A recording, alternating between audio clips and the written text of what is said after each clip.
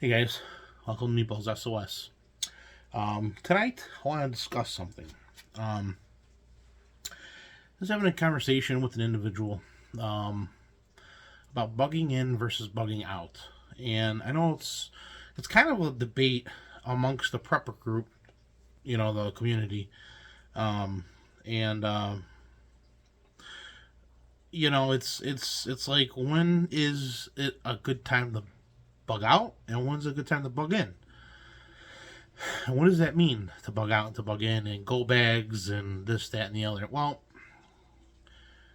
for bugging in, the situation would have to be, I guess, threat level would have to be like a yellow.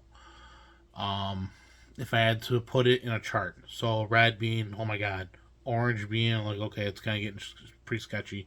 Yellow kind of like, it's a little hairy out there, but we're not like you're still kind of able to go about your daily, but with extra precaution, right? Um, like COVID wasn't really a bug out situation. COVID was more or less like, all right, well, let's figure this out. What the hell's going on exactly? Whatever. Um, but let's say COVID went from like, whatever the death rate was or whatever the rate was for people that were actually dying from actual COVID, and it shot up to like 25%. Well, 25% is actually pretty freaking scary. Um, that's a lot, So it's like something like that where you know you're bugging in because you don't want to, obviously don't want to be around people or what have you.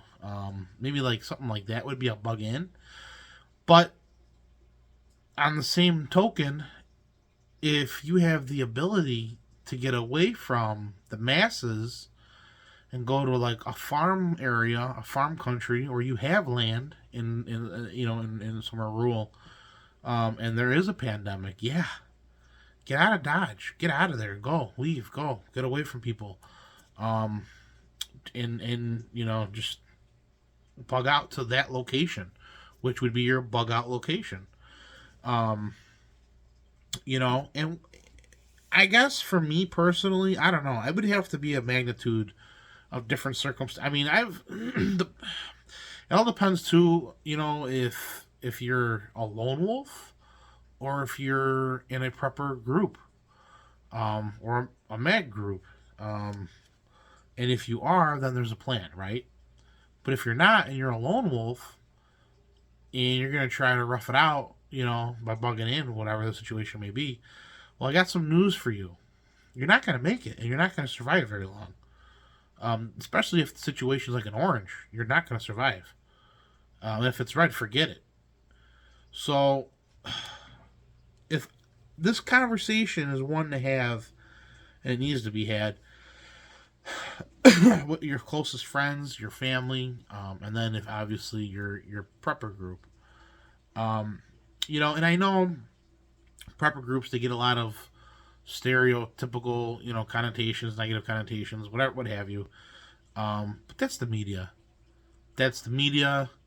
Um, that's politicians. That's uh, you know things like National Geographic and Vice. Like they make fun of the prep organization or community rather, and they don't take them serious. Which are that's fine. I mean, the people that are like that are going to be the first ones to go anyways. But with that said, when is a good time to bug in and bug out? That's a tough one because let's say there is a war. World War III breaks out, right? Let's say World War III breaks out, which is relevant because we are arguably on the verge of it. Some people say we're in it. Um, let's say World War III does break out. What happens? Well, there's a draft. That's going to be number one. There's going to be a draft. Um, there's no really, you can't dodge a draft, otherwise you're going to prison, right? We all know that. Especially if it's a world war. You can't really go anywhere. Where are you going to go? So, if a foreign invader comes here, I mean, we've all seen Red Dawn. Okay, we all know what happens if something like that goes on. So I'm just gonna leave it at that. Let your imagination run wild. If it's a collapse of society, let's say the economy tanks, people are losing their jobs, everyday people, and good people are going to be forced and desperate into doing, really bad things for their family when they otherwise wouldn't. And that's a time where that's your orange, right? Like you're at the supermarket and there's people outside and they're just stealing what you have in your cart, right? I mean, we're kind of experiencing that with the migrant situation to some degree, right? I mean, you see it all over TV. You know, they're robbing people, but like for clothes, for food, for this, for necessities, and that's the problem. Like they're not killing people per se over it yet. They're just taking what they can get. The thing is, what happens when society collapses to the point where it's my family for sure, it's my life for sure, you know, and that's when things become interesting. I'm just gonna say, drywall does not stop bullets. Okay, drywall does not stop bullets. So when society collapses, um, law enforcement is not going to be around. Law enforcement has no plans to stick around. As a matter of fact, with everything that has happened in the country, I'd be very surprised if law enforcement even sticks around. They've taken their teeth away. They have no more teeth. Literally, no more teeth. Or drive or will. Why would they? Why should they? With all these laws about anti-police and defund the police, they're going to be gone. They're not going to stick around, especially when all hell's breaking loose and they've got their family at home that they have to worry about. Are you kidding me? Police will not be there to help you. Fire won't be there to help you. EMTs won't be there. No one's going to be there. No one will be there. You're on your own. You're literally on your own. So that is when I think it's kind of one of the things where it's either you've talked about it and you're prepping for it, or you haven't. You know, if you've got the property to bug out to the property. Seriously, if you've got property, bug out to that property. If it's rural, get out there. Um, if it's war, that's a little sketchy situation, because if it's war, just so you guys know, if it's war with and it's NATO involved, you got to think of NATO targets. Well, what are NATO targets? Well, anything really nuclear. Um, yeah, I mean, no, meatball's not gonna get that far. Well, you don't know. If those things start flying, well, all NATO targets are gonna be hit first. So where are you gonna go? Canada's part of NATO. Can't go north. You gotta go south of the border. There's no NATO targets there. Everything here is gonna be a complete wasteland. If you make it that far, and if you make it that far, and those countries are still intact, they're not gonna let you in. You become a refugee. They're gonna remember what you did to their people. Guess what? Role reversal. Um, so there's that. If you survive, if you even survive anything. But it's a tough one. You got to have that conversation with your tribe, your people, your group, your community, what have you, and have a multi step approach to which is and isn't a bug out, bug in situation. Like for me and my family, for me to bug out, like, let's put it this way: if I can't go to work the next day, I can't stay at my home. For me not to go to work, it means that things are really that bad. I ain't staying home. I'm out. Phew, I'll be gone. Um, but like I said, I guess it varies.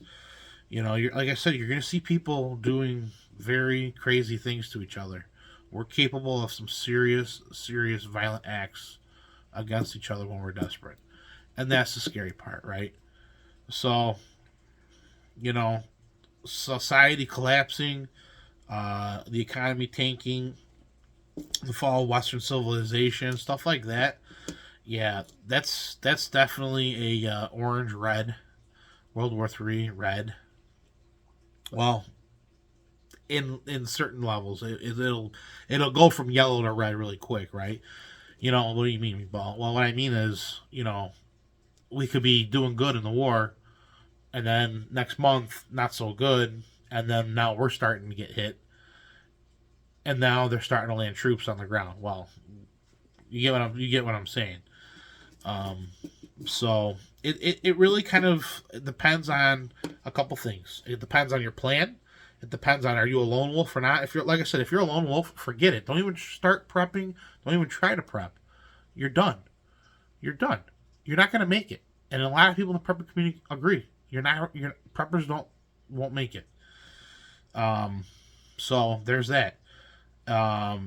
You know, you take, how do I gauge my supplies and my needs? Well, we'll start with water, and go from there. Water is an easy thing to kind of gauge, right? When you're not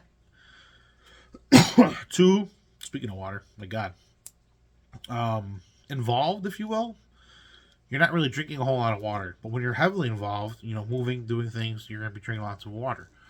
For my family, we go through about, I want to say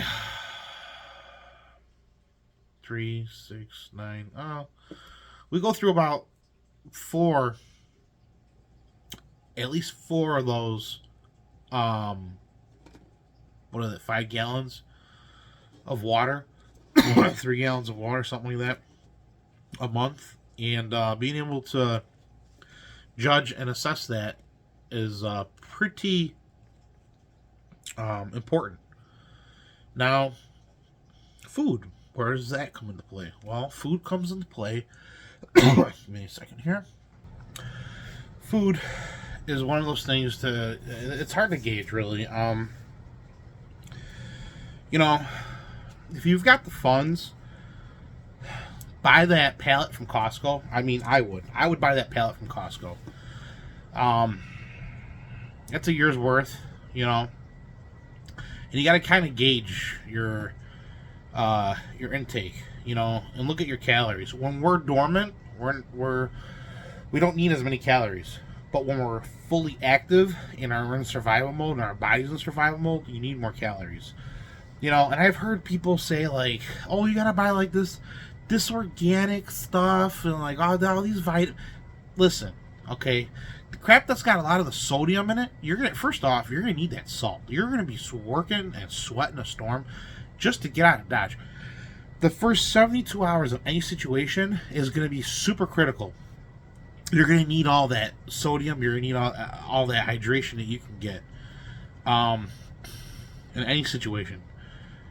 Now, what as far as the food goes, you can freeze dry, you can do whatever you want, but you have got to begin to calculate what you think your family would need. Like I said, if you've got the means to do it, get that pallet of food. But remember something. When you have all this food, when you have all this water, it's got to be able to be mobile. It's got to be mobile. I've seen guys' basements and they're loaded with stuff on shelves. If you got to bug out now and you only got an hour to clear out, you're going to clear all that out? Everything has to be pre-planned, pre-thought out. Are you gonna be able to efficiently, effectively move out all that supplies? You're not an army.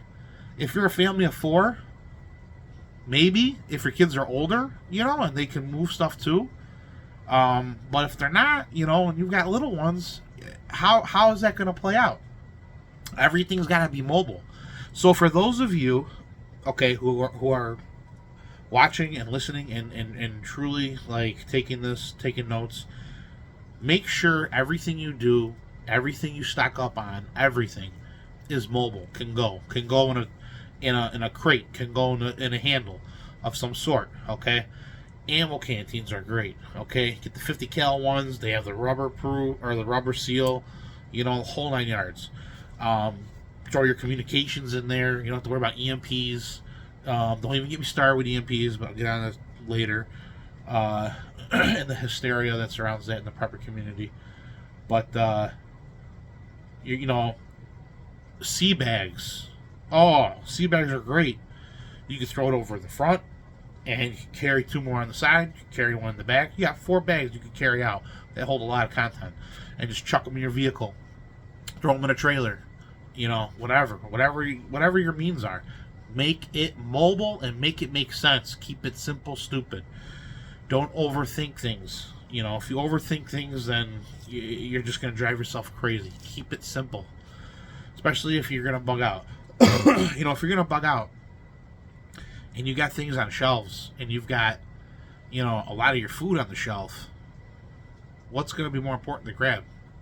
Your food or your medical? Your medical or something to protect yourself and your family? Gas? Diesel? What kind of fuel do you have stored? My suggestion, and this is what I did with my stuff, is label it from 1 to 3. The 1s going first. The 2s are after all the 1s are gone, and then so on and so forth. And then some stuff I said grab me, so I know, grab me, okay, take it. Come up with stuff to keep it simple. So this way, if something happens and you're at work or what have you, and you can't get to your family in time, at least they know then you have a system in place, because obviously you talk about the plan in place. To grab the 1s, to grab the 2s, they know to grab the 3s, so on and so forth. People get lost in kind of like everything. This whole prepping thing. Yes, it's expensive. It can get very pricey. If you're smart about it, you do it right, you'd be okay. Don't forget about the basic things: clothes, hygiene. Stuff for to take care of yourself, personal hygiene, food, water, medicine. These are the things. Extra socks, extra underwear, extra shoes. Don't think you're gonna wear the same pair of boots or same pair of hiking boots or gym shoes for the rest of the end of the days. You're not. Have all that stuff extra on hand and mobile, ready to rock and roll. Have a bin just for shoes. Your feet aren't gonna change. You can go to the thrift store and buy up shoes and boots and whatnot. Your kid's a different situation, but you personally can do that, right? Clothes, same thing with clothes. Winter, if you live in places where there's cold climate, think about cold gear. There's a lot that goes into prepping, and that's why bugging in and bugging out is such a complicated thing, because it's like, are you ready to bug out? Now you're going into the elements, possibly. You're going into that car that's warm, but then once you step out of it, it could be even hotter, or it could be really freaking cold, right? So what do you do for that? What if you have to continue on foot? So bugging in and bugging out, there's no real right or wrong answer. I can only say this: you have to sit down and you have to see what you're capable of and not capable of, what you and your group can handle and what they can't handle, and have a place to go to. That's it. Have a plan. Have a plan A, have a plan B, have a plan C, and a plan D. And have multiple routes to get to those places if you're going to bug out. Don't just rely on one route. What if there's a roadblock? Then you got to go around. What if you didn't pre-plan that trip? What if you're just, that's it, I'm taking this route and route only, and there's a roadblock, boom, shit. You turn around, you survive the roadblock, you got to go around. Well, now you're lost. And now you just get hit by marauders. And they took all the shit that you had. And maybe they left you alive, maybe they killed you guys. Marauders is a real thing. It's going to be a real issue. Biker gangs, these guys are all going to stick together. They have plans to stick together, believe me. I have personally had conversations before in the past with individuals who are... They're going to be an issue. They will be an issue when shit hits the fan. They will be an issue. So... you guys need to start prepping and pre-tripping and pre-planning everything now, before it's too late. You don't want to start thinking about it when the shit's the fan and you don't know what to do. Because I won't be here. I won't be on YouTube doing my thing, giving people advice. Nope. Take my advice now. Start planning now. Come up with a plan. as a family. If your family don't want to listen, that's fine. You guys already know they become the refugee problem, and you guys already know what that is. So, if you follow me on my channel, so but that's basically bugging in and bugging out. There's no right or wrong to it. It's the threat level, the threat assessment, and that maybe staging yellow, orange, red. What can you handle? What are you comfortable handling as a family, and as a group? That's the best way to put it, and constantly come up with different scenarios where you'd be comfortable bugging in and bugging out. Have a plan A, B, and C. Have an exfil location, and that's that. And you just go from there. Get creative. The community is very helpful, full of knowledge. Talk to people. There's plenty of books out there. I am here. Hit me up. I will answer your questions. Stay safe. Thanks for sticking with me. Guns up.